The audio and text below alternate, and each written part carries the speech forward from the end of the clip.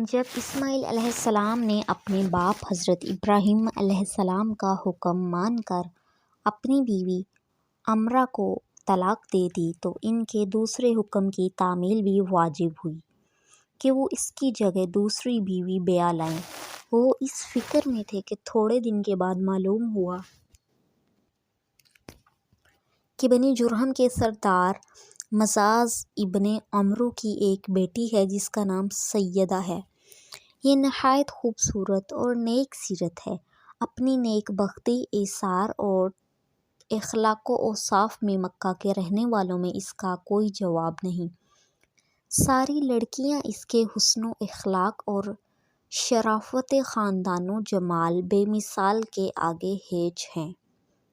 اس میں کوئی شک نہیں کہ یہ سیدہ گو کم سن تھیں، مگر اس کے مزاج میں بہت ہی انکسار، طبیعت میں ایثار تھا، بول چال میں لوچ اور نرمی، فطرت میں بھولا پن، مہمانوں اور آنے جانے والوں کی خبر گیری اور خاطرداری کرنے میں پوری۔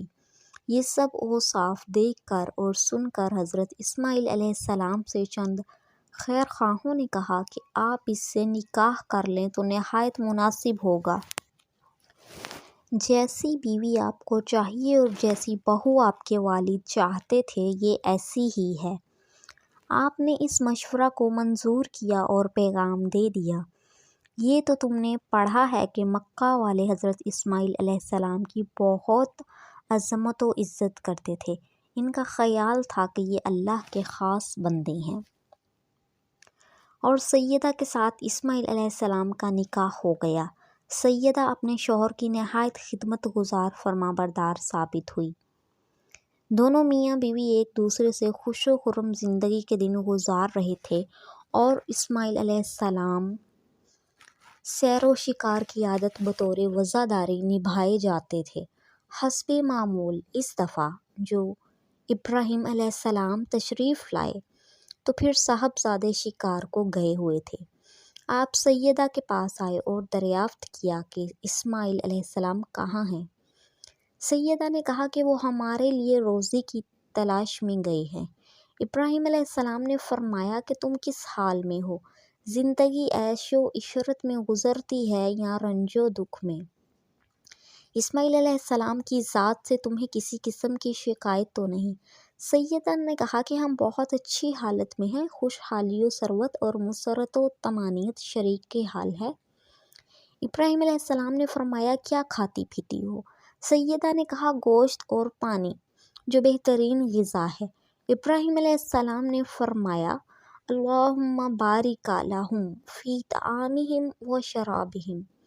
سیدہ نے کہا آپ ہمارے یہاں کیوں نہ قیام فرمائیں اور جو کچھ میسر ہے کھائیں اور پیئیں، ہم خدمت کے لیے حاضر ہیں۔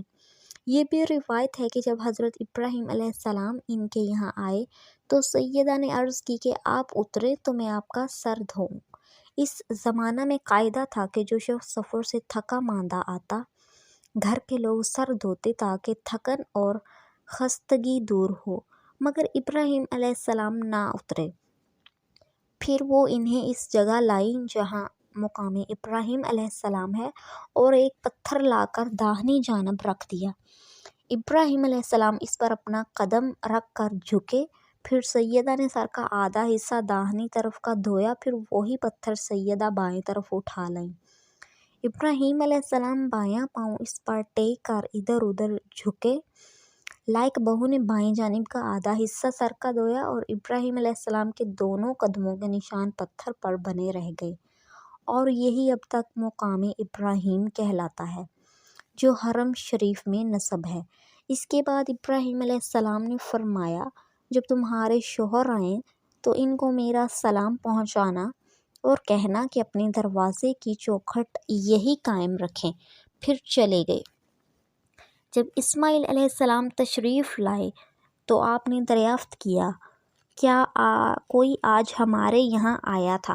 بیوی نے کہا ہاں، ایک بوڑھے آدمی صاحب و وجاہت جو انسانی اوصاف سے بالا تر اور بہت ہی قابل عزت و احترام ہیں تشریف لائے۔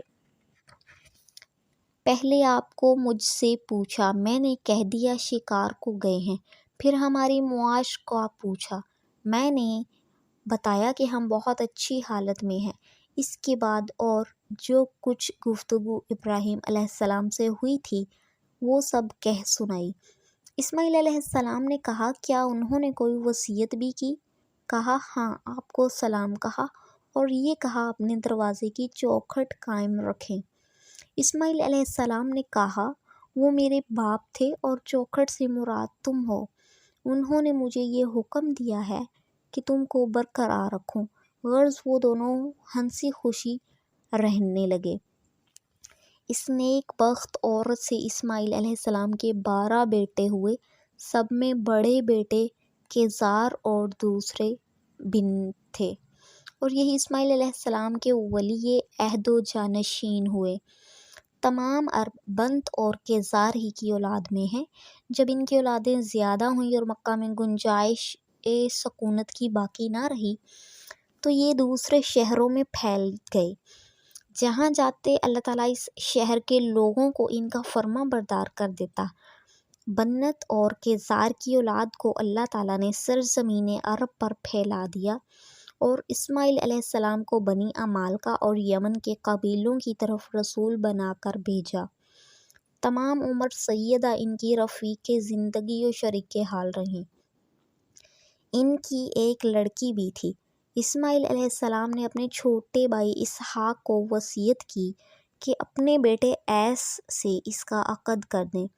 اس کے بعد اسماعیل علیہ السلام نے 137 سال کی عمر میں انتقال فرمایا اور اپنی والدہ ہاجرہ کے پہلو میں بے مقام حجر دفن ہوئے۔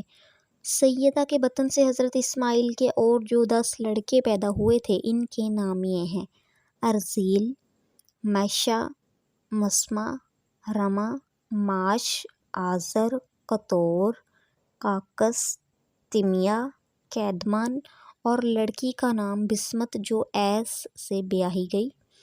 سیدہ کے اور حالات تاریخی کتابوں میں کہیں مذکور نہیں ہیں، لیکن مورخ یعقوبی نے ان کا نام حنفا بنت حارث بن مزاز اور انہی کے بطن سے 12 لڑکوں کا پیدا ہونا بھی لکھا ہے۔